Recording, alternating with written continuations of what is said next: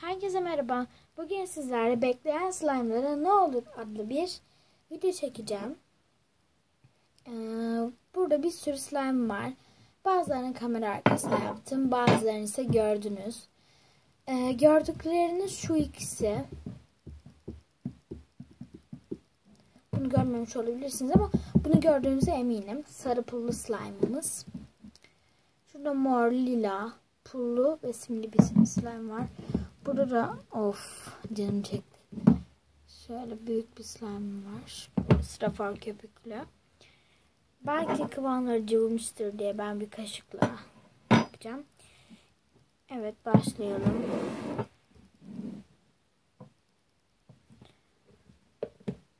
Profiterol.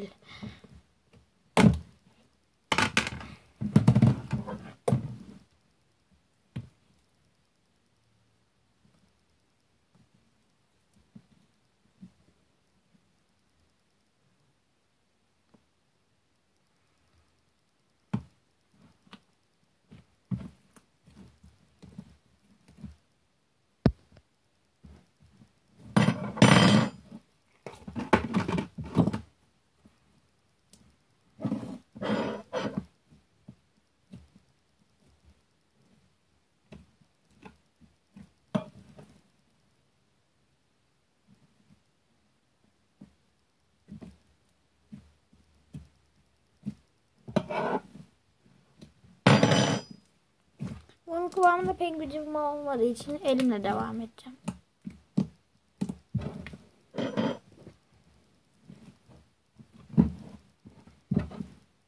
Bu arada arkadaşlar ben cıvıma da diyorum da katılaşma da oluyor.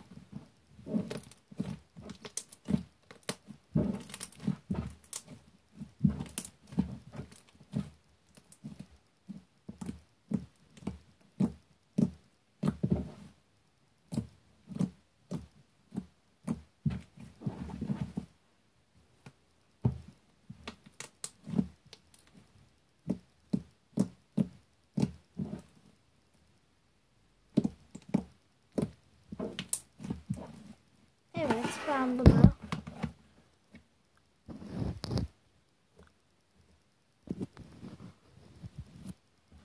koydum.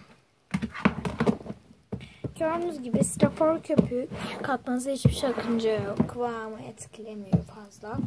Şöyle bir slime var, küçücük.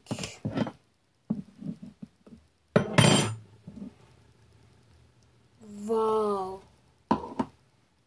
Kokusu da çok güzel. Hindistan cevizi kokuyor.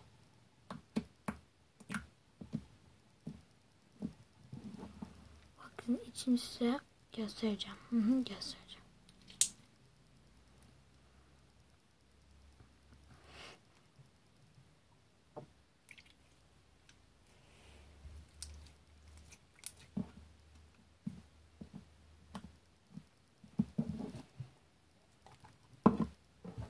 Bunu da hemen koymak istiyorum.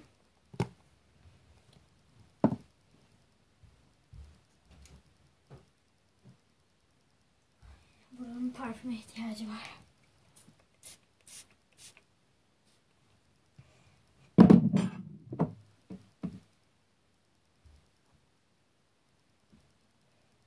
Gözüme sıktım.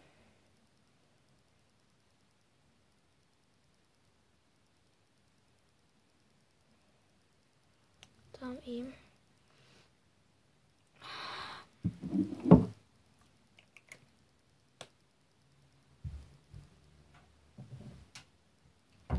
Evet, şimdi sıra gece mavi slime'ım da gerçekten bu harika bir slime oldu.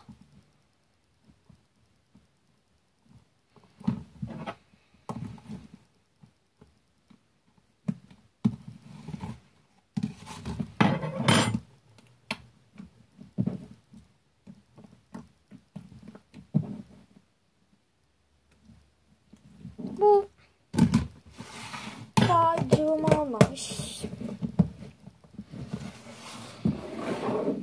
Son olarak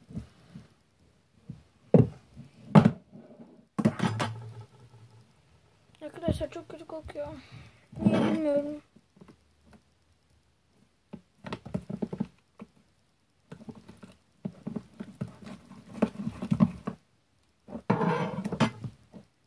acayip bir yumuşama olmuş bunda.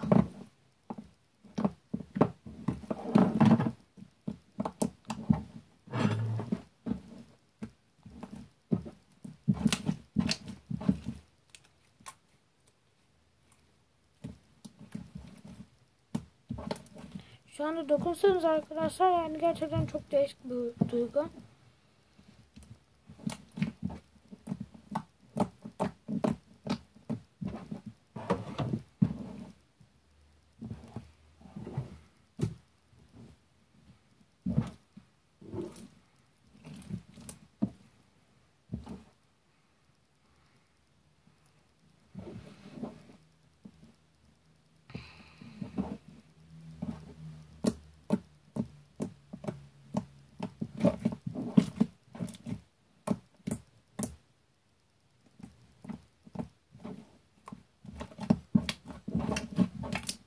Ay, ben en çok bunu beğendim.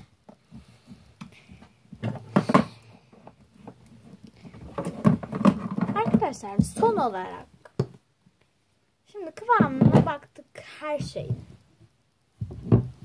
Biraz köpük sıkalım değil mi? Hemensin. Tıraş köpüğü var.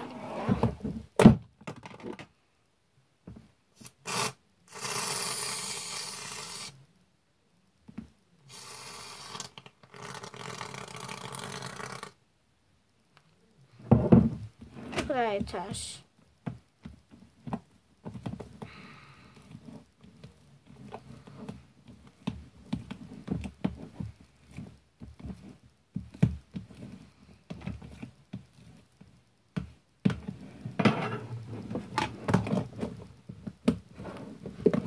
Rahatlatan slime videomda bunu köpüklü görebilirsiniz.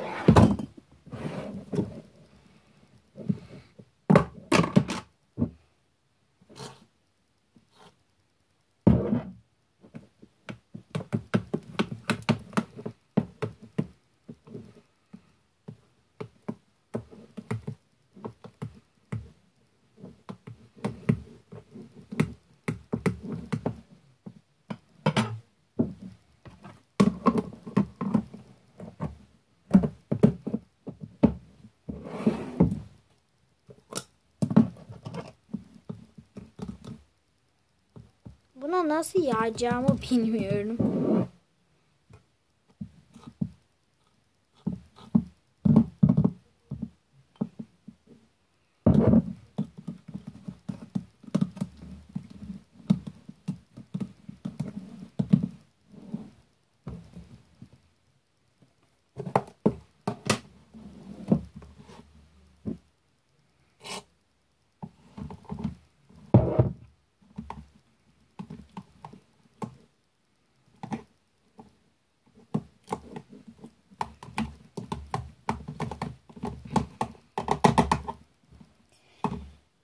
Üzeri köpük olan slime'lar bu arada tıraş köpüğü sayesinde oluyor. Tıraş köpüğü katıp bekletiyorsunuz.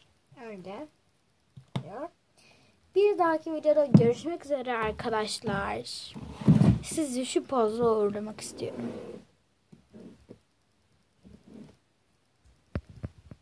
Hoşça kalın.